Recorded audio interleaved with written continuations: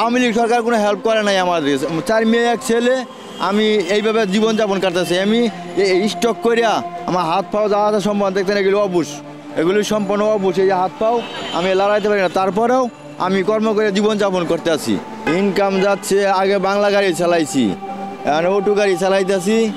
তেমন যে আমার 4 মেয়ে 1 ছেলে, হ্যাঁ, মেয়ে 2 জন বিয়ে দিছি আর 2 জন আছে। এখন আওয়ামী লীগ সরকারের সময় কিছু পাইলাম না, কোনো কিছু পাইলাম না। স্টক করে হাত পাও টুন্ডা, হ্যাঁ, স্টক করে হাত পাও দেখতেছেন যে সম্পূর্ণ টুন্ডা। আমার কিন্তু কী করে যে এরকম অবস্থা, হ্যাঁ। তো কোনো সরকার আমার কোনো কিছু হেল্প করে নাই। মেয়ে ছেলে লইয়া আমি খুব কষ্টে আছি। মেয়েরা একজন প্রাইমারি পড়ে, আরেকজন হাই স্কুলে 6-এ পড়ে, আর 2 জন বিয়া দিছি। আমি কদমতলা বাসাবু থাকি, আমার দেশের বাড়ি ময়মনসিংহ ফুলবাড়িয়া থানা।